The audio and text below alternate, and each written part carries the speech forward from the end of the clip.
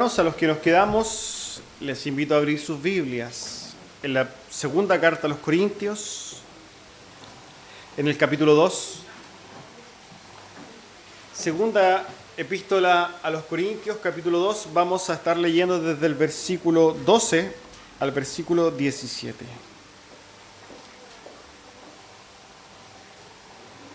Dice así la palabra del Señor. Cuando llegué a Troas para predicar el Evangelio de Cristo, aunque se me abrió puerta en el Señor, no tuve reposo en mi espíritu por no haber hallado a mi hermano Tito. Así, despidiéndome de ellos, partí para Macedonia. Mas a Dios gracias, el cual nos lleva siempre en triunfo en Cristo Jesús, y por medio de nosotros manifiesta en todo lugar el olor de su conocimiento. Porque para Dios somos grato olor de Cristo en los que se salvan, y en los que se pierden, a estos ciertamente olor de muerte para muerte, y a aquellos olor de vida para vida. Y para estas cosas, ¿quién es suficiente? Pues no somos como muchos, que medran falsificando la palabra de Dios, sino que con sinceridad, como de parte de Dios y delante de Dios, hablamos en Cristo.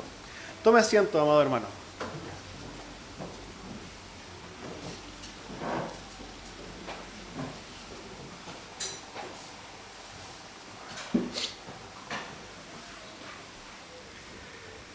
Hoy vamos a estar, hermanos, terminando, ¿no? Segundo capítulo de la carta a los Corintios. No vamos a comenzar, obviamente, sin dar nuestros anuncios. Recordamos que el día miércoles a las 8 de la noche tenemos culto de oración.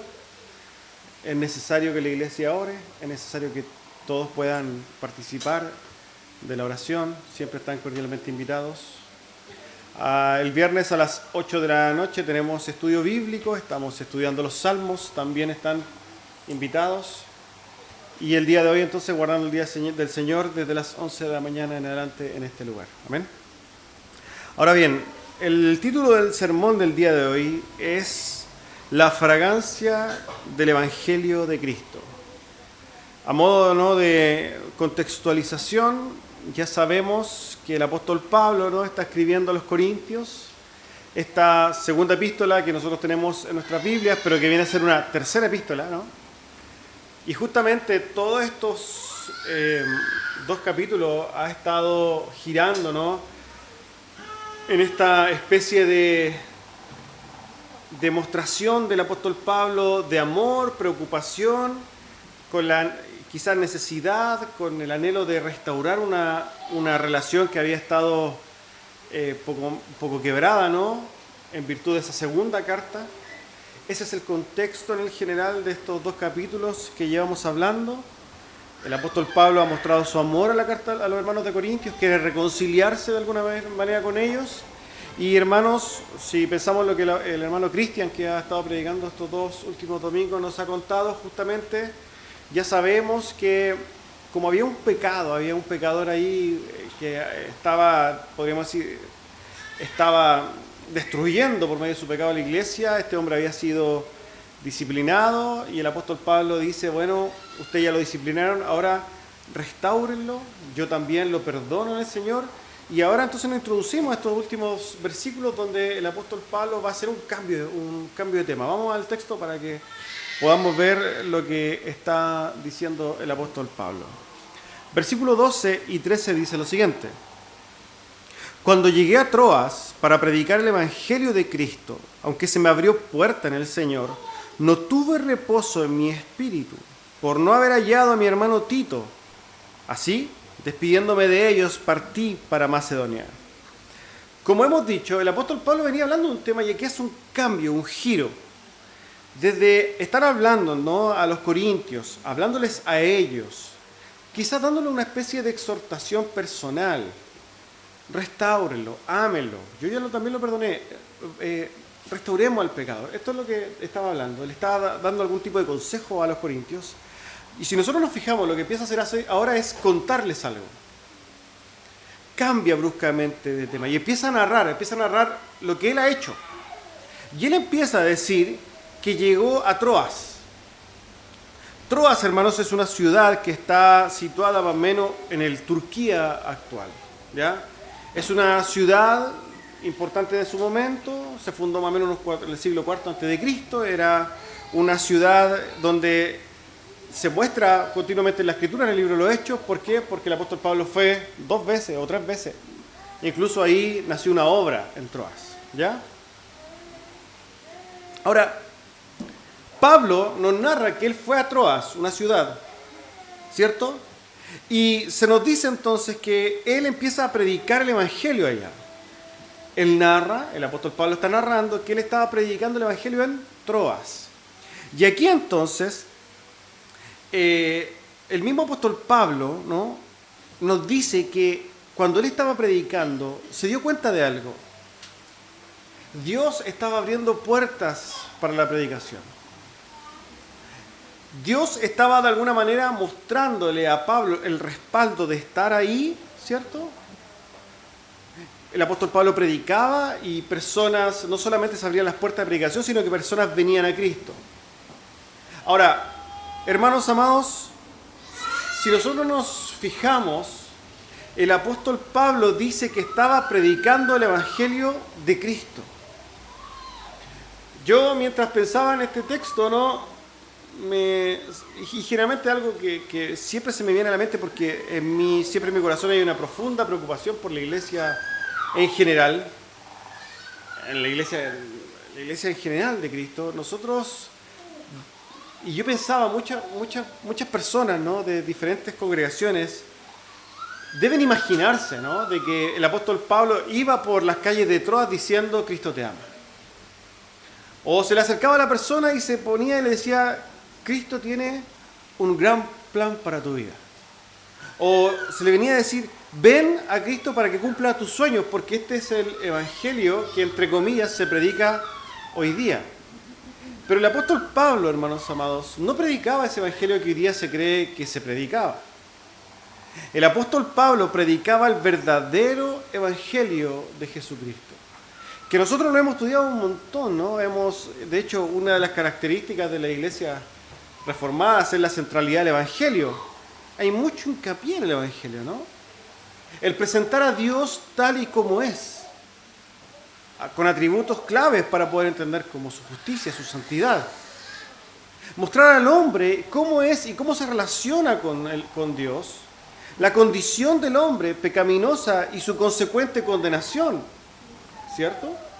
Y la presentación de Cristo, ¿no?, como el Cordero de Dios, aquel que fue enviado por el Padre para vivir una vida de santidad, morir en la cruz, morir vicariamente, morir sustitutivamente por los pecadores, resucitando el tercer día, en términos bien generales, ¿no?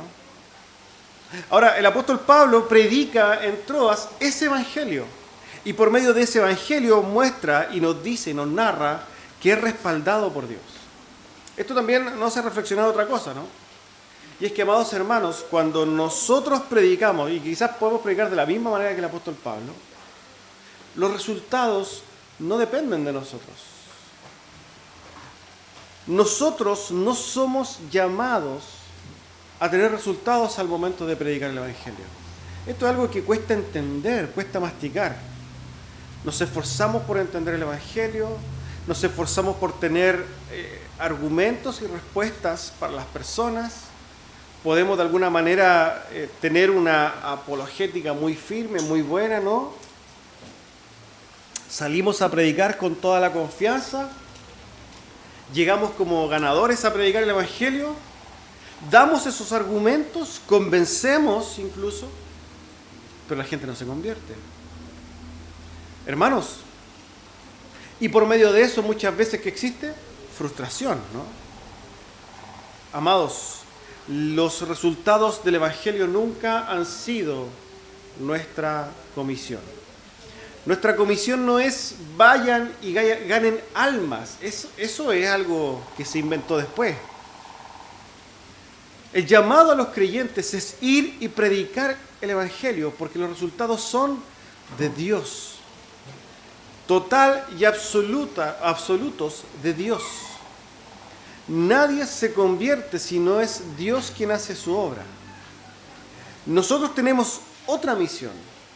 predicar ese evangelio. Y eso tenemos que tenerlo claro, porque está establecido y está tanto de manera clara como tácita en las Escrituras en todo lugar. Nosotros predicamos el evangelio, pero es Dios quien hace la obra.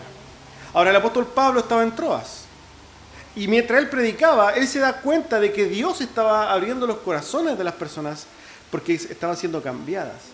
Pero dice que en ese lugar, mientras estaba el apóstol Pablo en ese lugar en Troas, viendo cómo la gente se convertía, como quizás se estaba estableciendo una iglesia, él tenía una inquietud en el corazón, una inquietud espiritual. Algo que lo movía, algo que lo aquejaba. ¿Cuál era la razón que de alguna manera aquejaba espiritualmente al apóstol Pablo? Bueno, lo dice el mismo texto. No encontraba a Tito. Ya sabemos nosotros que Tito es un colaborador, un hermano en la fe, un colaborador del apóstol Pablo. Ahora que hay un contexto, ¿no? ¿Por qué el apóstol Pablo tendría que encontrarse con Tito? ¿Y por qué el hecho de no encontrarse con Tito le causaba una inquietud? Esto es algo importante. Bueno, en virtud de todo el contexto de lo que está sucediendo, nosotros sabemos que el apóstol Pablo había mandado una segunda carta muy, muy dura. Y obviamente también había mandado, no sabemos si con la carta o después, a un mediador. A alguien que fuera a hacer las veces de mediador entre la iglesia de los Corintios y el apóstol Pablo. Ese fue Tito. El apóstol Pablo le dice a Tito, anda a los Corintios y de alguna manera restáuralos. Ayúdame a reconciliarme con ellos. Y cuando tú lo hagas, ven a verme a Troas. Esto es lo que de alguna manera nosotros entendemos que sucedió ahí.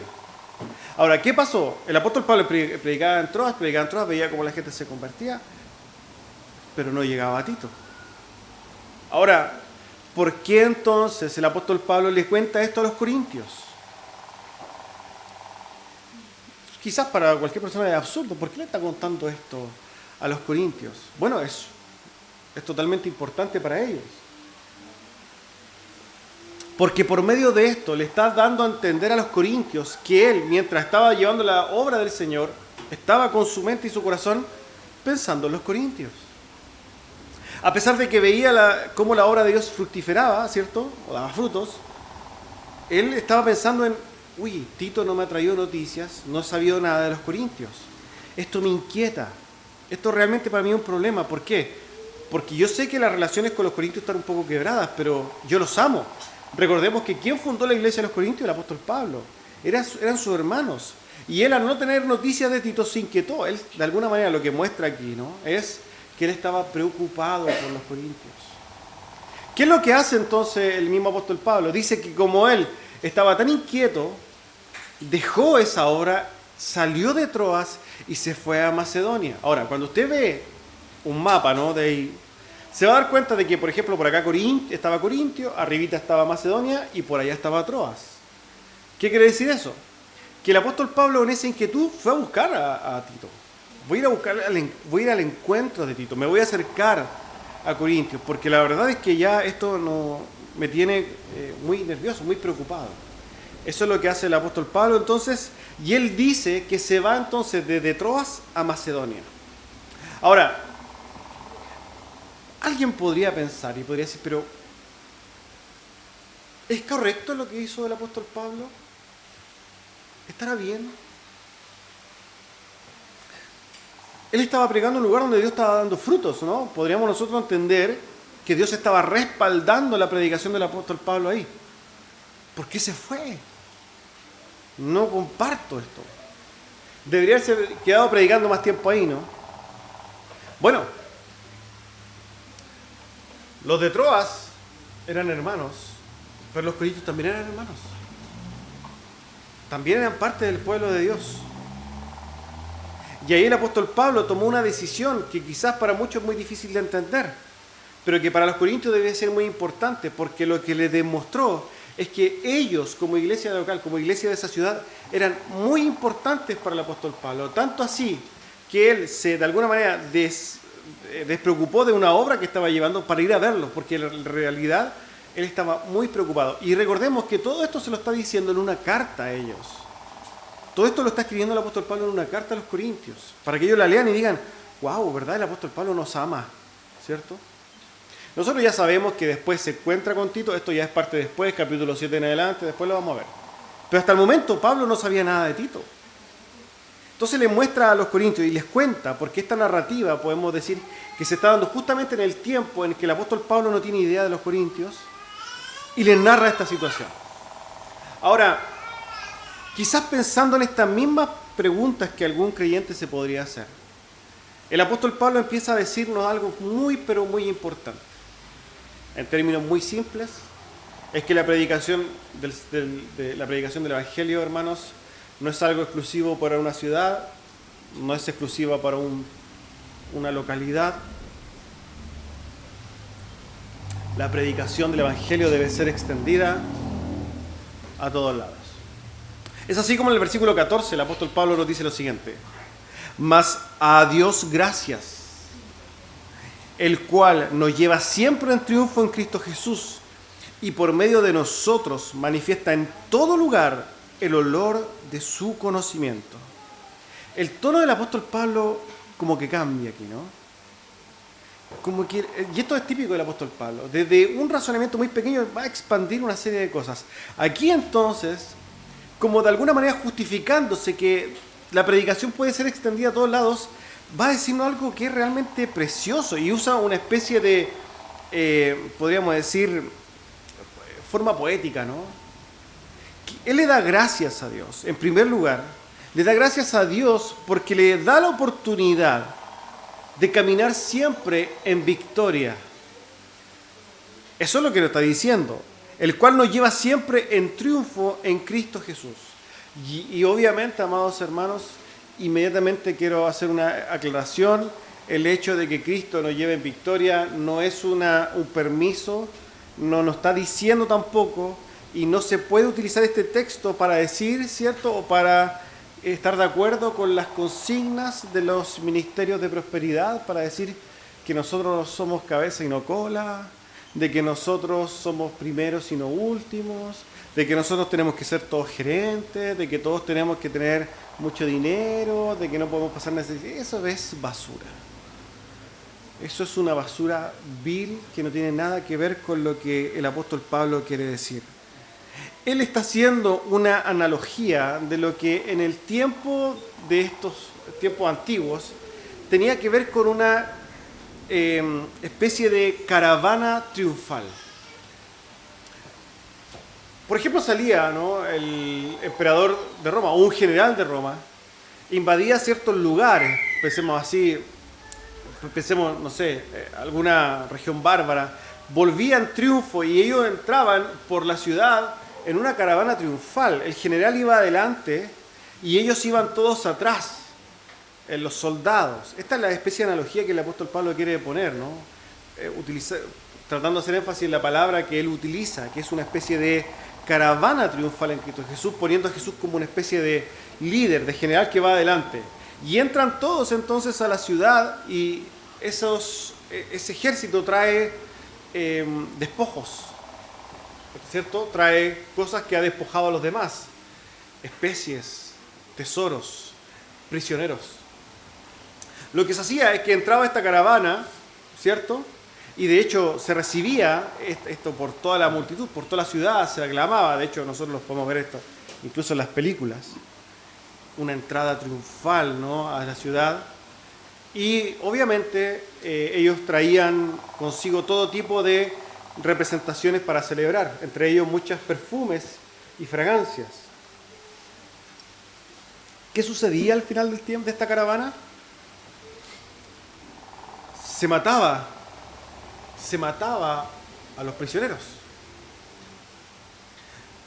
De hecho, es por eso que nosotros vamos a ver más adelante que estas fragancias, ¿no?, para unos son vida, pero para otros son muerte, porque es una analogía relacionada a eso, ¿no?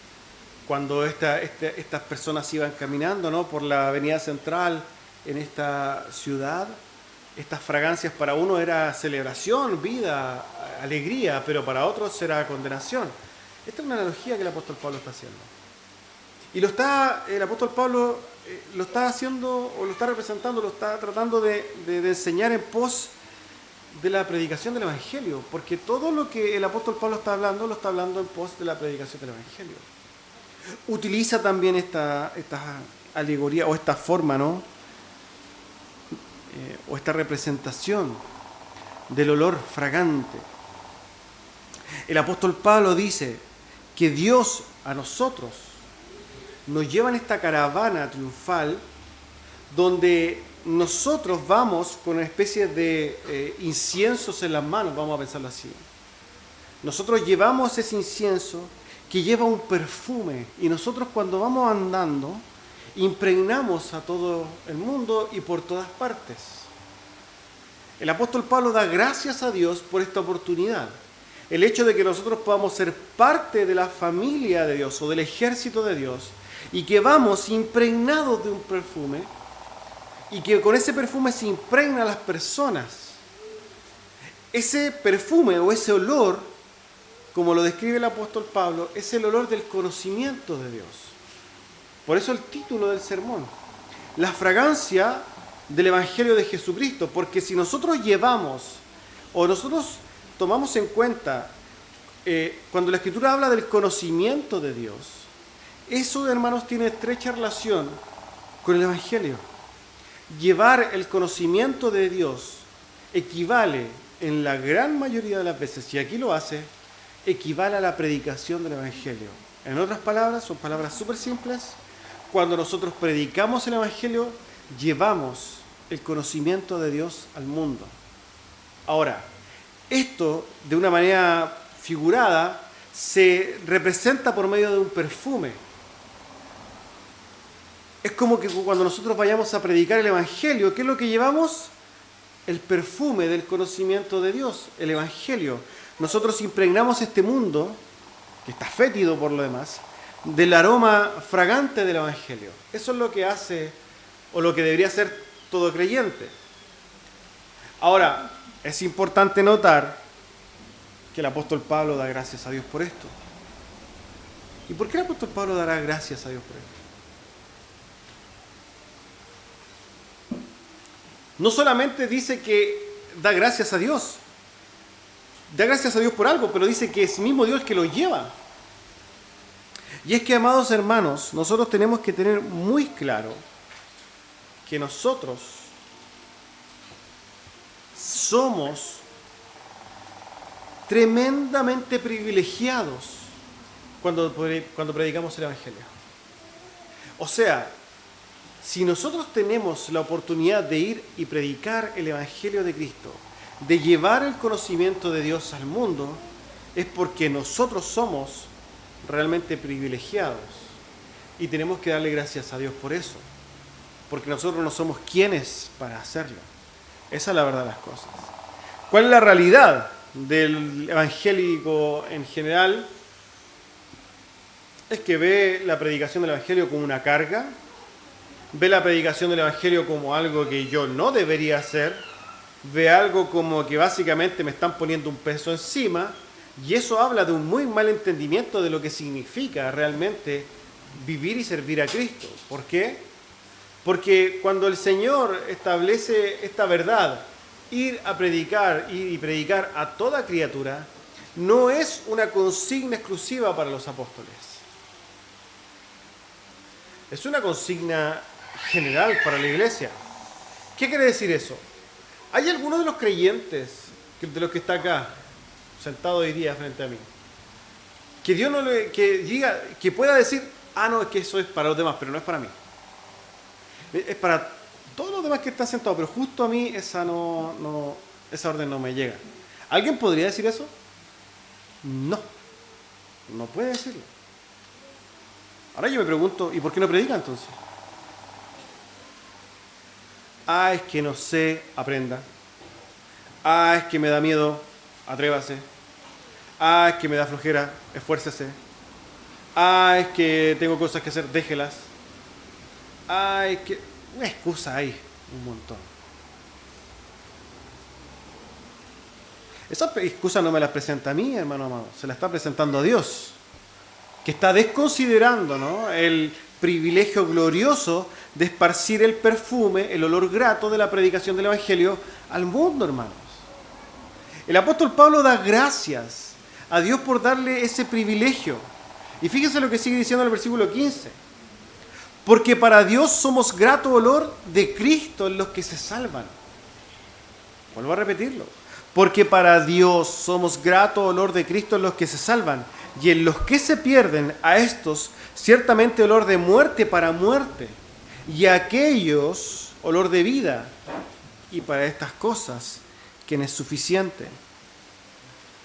Hermanos, no solamente el apóstol Pablo dice que nosotros esparcimos ese olor grato, ¿no?, del conocimiento de Dios, sino que dice que nosotros en Cristo somos olor grato. Esto, hermanos, nos lleva al sistema sacrificial del Antiguo Testamento. ¿Se acuerdan? Yo creo que más de alguno de ustedes ha leído el Antiguo Testamento o por lo menos ha escuchado algún estudio, o por lo menos estoy seguro que todos saben que en el Antiguo Testamento se hacían sacrificios, ¿cierto? Se sacrificaban animales, ¿cierto? Y en muchos lugares dice que este holocausto subía como un olor fragante, un olor grato delante de Dios. Era un sacrificio agradable. Ahora, hermanos, tenemos que entender que Dios no tiene nariz, ¿cierto? ¿Por qué digo esto? Porque algunas personas pensarán entonces que a Dios le gusta el olor a asado o el olor a carne quemada. Y eso es lo que está diciendo, ¿cierto? Entonces, como Dios tiene una nariz y le gusta el olor a carne quemada, eso era. No, hermanos, eso es una analogía, eso es una forma de explicar que hay una obra, una acción que a Él sí le agrada. Los sacrificios eran algo que Él establecía en su voluntad y que al momento de que ellos obedecían, eso era agradable a Dios. Bueno, aquí el apóstol Pablo dice que nosotros somos olor grato de Cristo. Y hermanos, tenemos que reflexionar en esto. ¿Por qué? Porque nosotros, por nuestras acciones, no somos en lo absoluto gratos delante de Dios. Es más, somos aberrantes delante de Dios. Nuestras obras, las inclinaciones de nuestro corazón son perversas delante de un Dios santo. Eso es innegable, hermanos. No, es que yo soy bueno. No, eso es basura. Ante la luz de la Escritura somos todos malos. Romanos 3 lo describe clarísimo.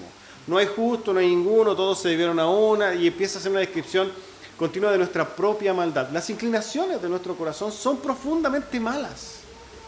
Y si nosotros quisiéramos decir, no, que yo soy tan santo y que yo le agrado a Dios, eso, hermano, habla de que yo no entiendo nada ni de la Escritura, ni del Evangelio, ni de quién es Dios. Pero aquí, ¿qué nos dice el apóstol Pablo?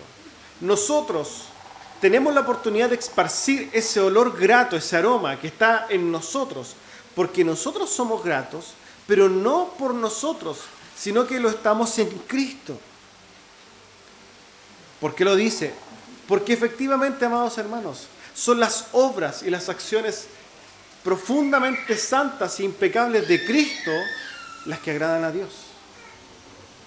Y esas obras de Cristo que agradan a Dios han sido imputadas a nosotros mediante el sacrificio en la cruz del Calvario. Nosotros somos aroma grato delante de Dios solamente y exclusivamente porque estamos en Cristo. Por tanto, yo puedo tener una vida impecable, ¿no? Ordenada, una vida en la sociedad admirable, honorable puedo ser. Puedo yo ser realmente de corazón muy sincero, ¿no? Pero eso no sirve de absolutamente nada ante un Dios santo. La única entrada a ese espacio donde realmente yo agrado a Dios es por medio de Cristo y no hay otra. Nosotros hemos pecado, ¿cierto? Pecamos una vez y ya nos hemos echado encima toda la ley, así lo dice Santiago, ¿no? Ahora, nosotros pecamos todo el día y a cada rato. Pero en Cristo no se halló engaño en su boca. Cristo tuvo obras perfectas. Y por tanto es olor grato delante de Dios. Y nosotros, que hemos recibido de imputación, se ha puesto en nosotros la santidad de Dios, es por Cristo que nosotros somos salvos. y somos gratos delante de Dios. Y ahora lo que podemos entender de manera analógica, ¿no?, es que nosotros estamos impregnados del amor de Cristo. O sea, impregnados de las obras de Cristo. Es como si nosotros tuviéramos el perfume de Cristo y nos llenáramos así, pero impresionantemente. Y cuando vamos caminando por la calle y vamos predicando el Evangelio, ese aroma va hacia las personas. Ahora, ¿qué es lo que dice el apóstol Pablo respecto de esta situación? Y esta es una realidad analógica por lo demás. Es que a no toda la gente le gusta ese olor. Cuando nosotros vayamos a predicar, a impregnar el olor de Cristo, del conocimiento de Dios y del Evangelio, hay gente que va a tomar ese olor y va a decir, ¡wow! ¡Qué rico! Yo quiero estar ahí, quiero vivir. No te muevas, te voy a seguir porque yo no quiero dejar de percibir ese olor. ¿Quiénes son esos? Los salvos, los salvados, los escogidos, los ordenados para salvación, los que se arrepienten y creen. Ellos oyen el olor del Evangelio y lo siguen. Y quizás nosotros tenemos el anhelo de que cada vez que vayamos con ese perfume de Cristo a esparcirlo por medio de la predicación del Evangelio, todos van a decir, wow, qué rico el olor, porque para nosotros es maravilloso, es algo pero espectacular, ¿no? Pero ¿cuál es la realidad de las cosas? Que la gran mayoría de las personas no les gusta ese olor. Es más, lo aborrecen, odian ese olor. Es como un olor podrido de una cosa, de un cadáver que ya lleva días ahí y es insoportable. De hecho, así lo dice el apóstol Pablo. Para unos es aroma de vida, pero para otros es una especie de podredumbre de muerte para muerte. Y es eso lo que sucede cuando nosotros vamos a predicar el Evangelio. Para la gran mayoría de las cosas, de las personas, cuando nosotros llevemos ese perfume, te va a decir, sácalo de acá, me voy corriendo, porque para mí me apesta.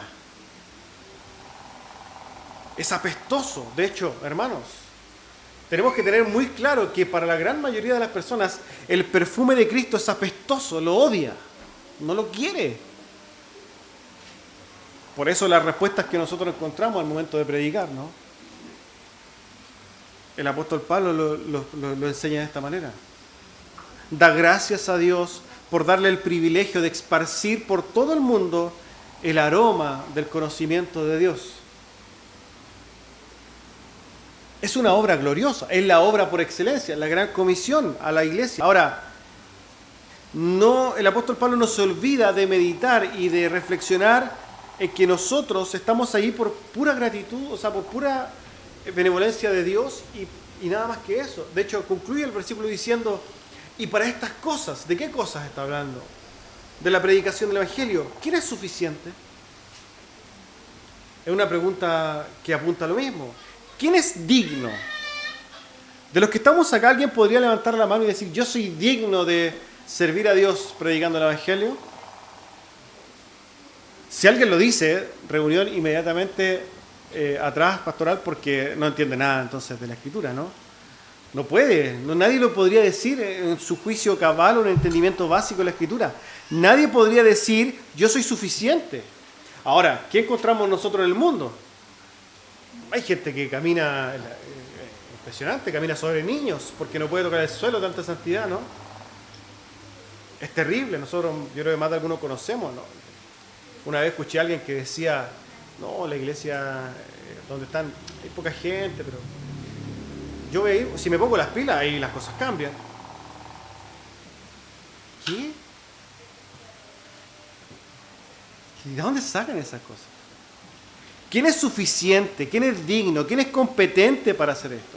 ¿Quién tiene los méritos para poder trabajar en la obra de Dios?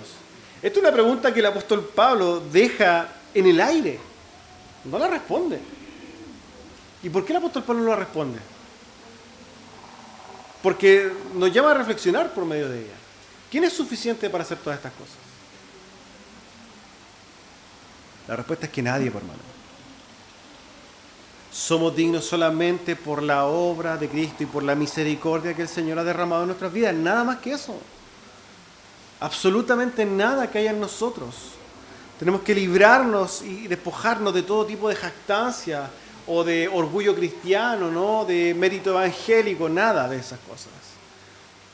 Cualquier forma en que nosotros podamos servir a Dios es un privilegio que no es dado al mundo, sino que es dado para las personas que Dios determina y punto. No hay nada en ello. Ahora, si Dios usted lo ha llamado, lo ha sacado de la muerte, lo sacó de ese lugar, ¿no? De las tinieblas a la luz admirable, si es que Dios lo ha pasado de muerte a vida, si es que Dios de alguna manera perdonó sus pecados y ahora tiene vida nueva, si usted tiene el privilegio de servir a Dios en cualquier manera, entonces en primer lugar, aprovéchelo. Y segundo, considérelo como un privilegio que el mundo no tiene. Cuando nosotros vamos a predicar a alguien y alguien los insulta, hermanos, usted no es mejor que él. Ténganlo claro. Vuelvo a repetirlo. Si usted va a predicar a alguien y alguien le insulta a usted, usted no es mejor que él. La diferencia entre él y usted es que usted recibió la misericordia de Dios. Nada más. Absolutamente nada más. Entonces tengamos nosotros consideración, hermanos, de la obra gloriosa que Dios nos ha dado.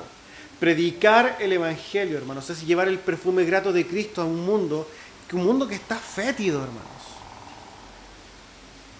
Hiede, ¿no? Es asqueroso. Y el perfume de Cristo que se esparce por medio de la predicación es la obra nuestra, hermanos. No dejemos esa obra. Ahora el apóstol Pablo termina el capítulo 2 y termina dejando claro algo, porque recordemos que todo esto está en torno a una defensa, ¿no? Una especie de reconciliación, una especie de llamado a considerarlo como corresponde. Dice el versículo 17, pues no somos como muchos que medran falsificando la palabra de Dios, sino que con sinceridad como parte de Dios y delante de Dios hablamos en Cristo.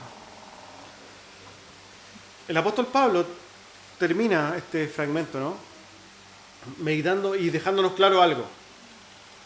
Un problema, un verdadero problema.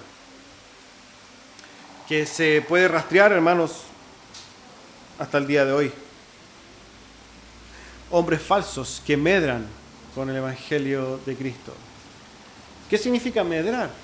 Es una palabra que no usamos mucho, ¿no? ¿Cuándo le decimos a nuestros hijos, oye, tú estás medrando? Nunca lo usamos, ¿eh? No hablamos de algo que esté en nuestro vocabulario. Bueno, medrar es básicamente prosperar a expensas de. Es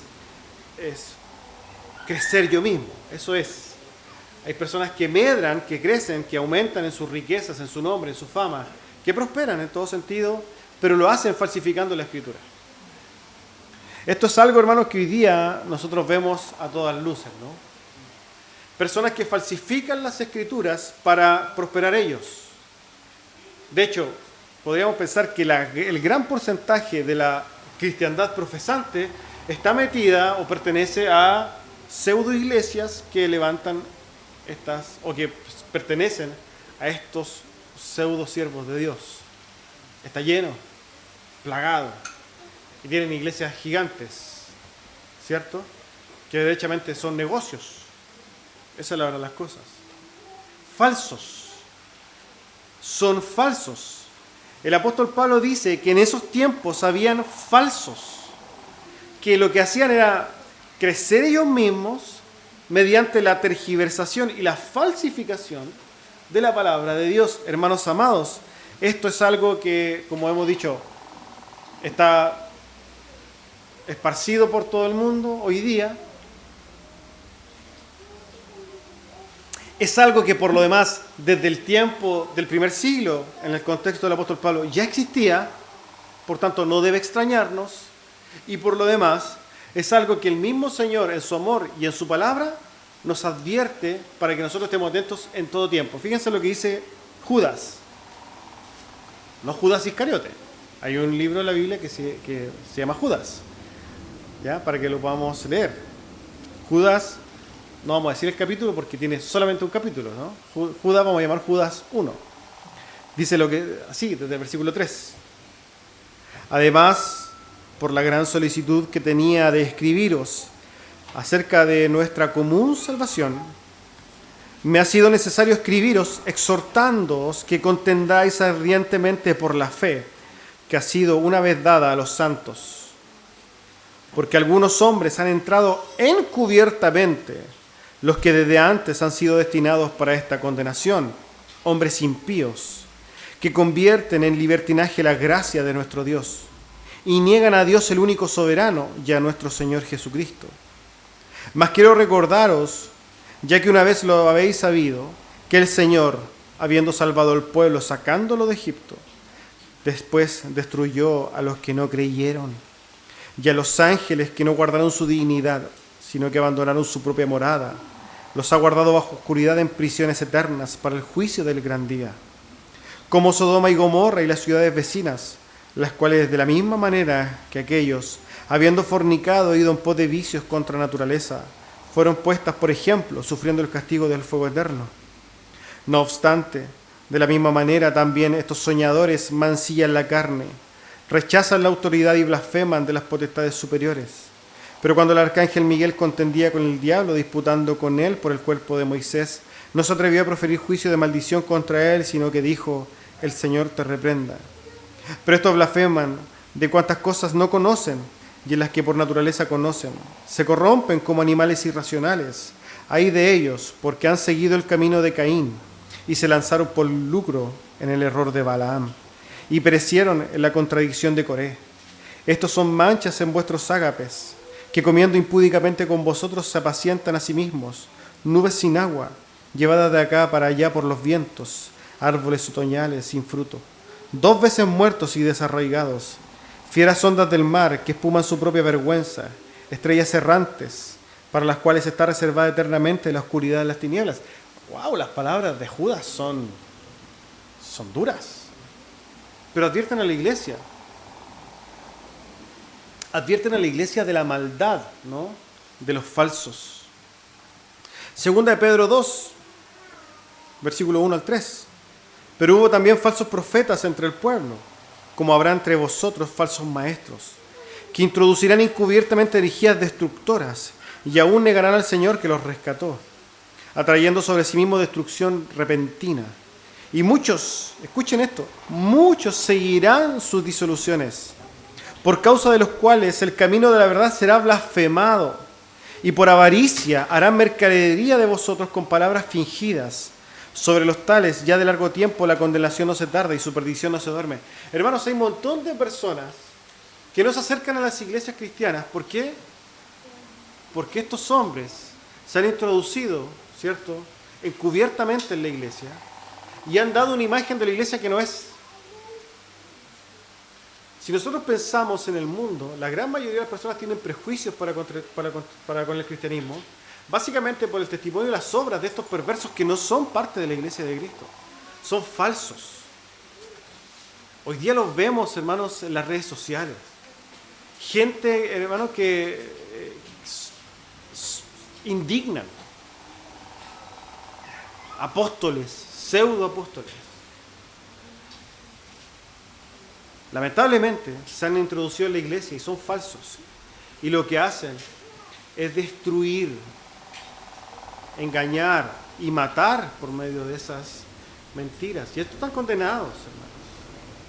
Lamentablemente, hermanos, ellos medran falsificando el evangelio. Eso es lo que hacen. Prosperan. Ahí usted se da cuenta de que Dante Gebel se mueve en un jet. Guillermo Maldonado tiene mansiones. Y así podríamos dar una serie de nombres. Son falsos. Son manchas en los ágapes, podríamos decir, que se meten, ¿cierto?, en la iglesia de Cristo y son malvados.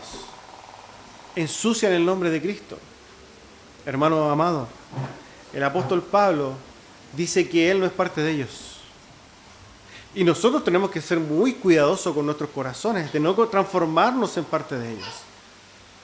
Porque con palabras, cierto, lindas y con corazones perversos, se hace una mezcla, hermanos, que puede traer consecuencias terribles. Acuérdense eso. Palabras lindas y corazones perversos son una fusión terrible. Cuando se nos dicen palabras lindas, nuestro corazón las abraza. Y no nos damos ni cuenta cuando estamos en otro lugar que no es la iglesia de Cristo. Y estamos yendo en contra de la iglesia de Cristo. Tengamos mucho cuidado. El apóstol Pablo dice que él no es de ellos. Que por el contrario, él lo que hace es andar con sinceridad delante de Dios en Cristo.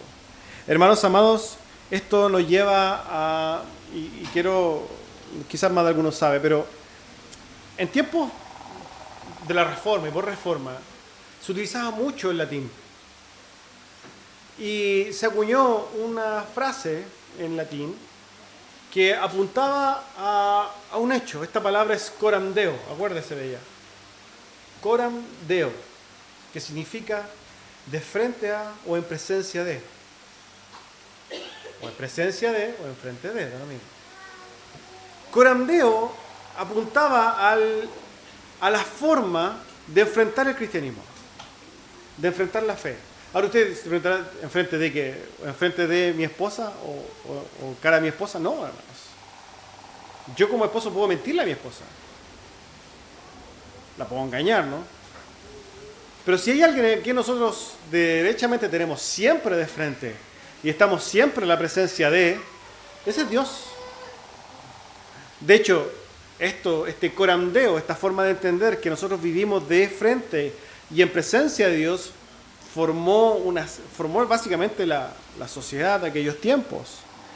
Cómo yo enfrentaba mi vida, cómo yo era padre, cómo yo era trabajador, cómo yo hacía todas las cosas. Básicamente un creyente debe entender esto mismo. Y lo que hace el apóstol Pablo es justamente decir eso, en otras palabras.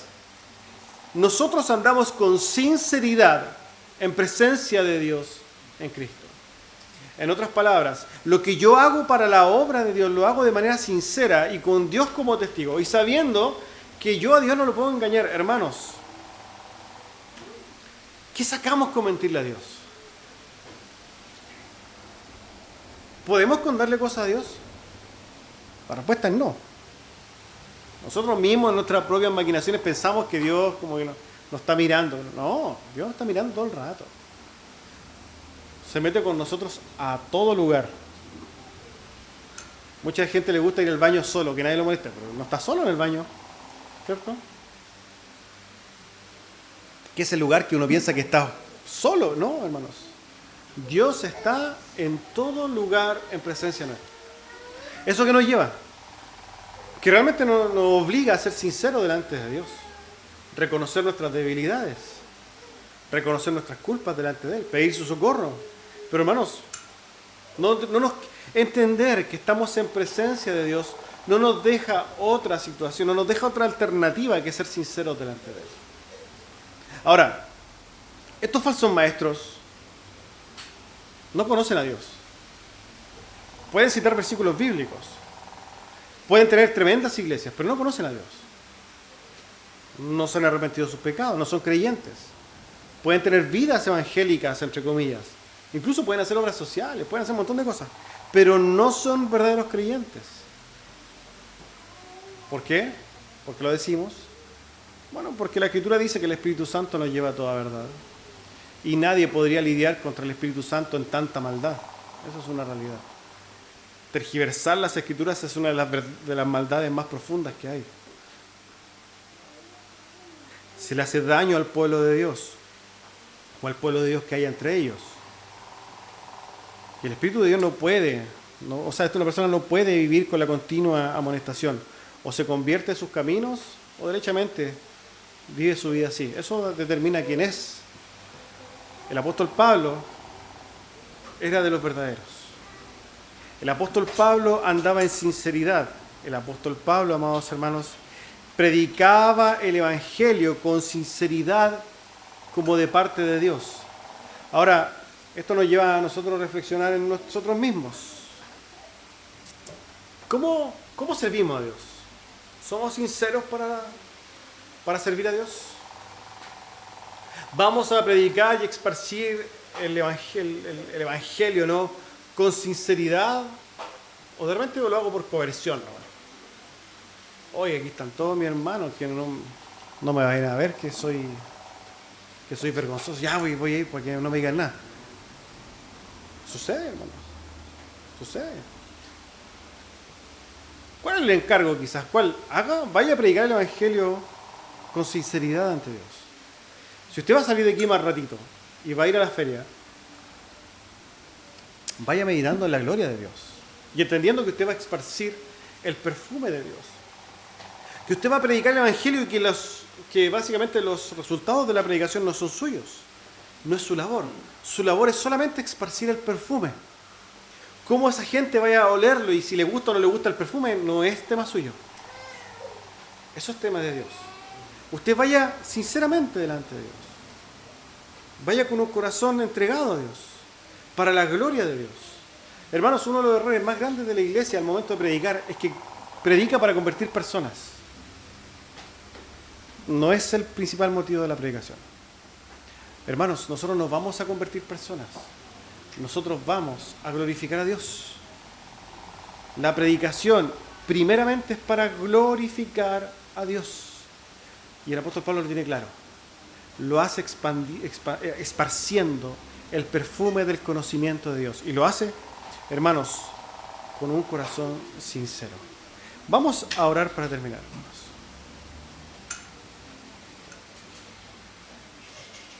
Padre glorioso, damos gracias, Señor, por su palabra.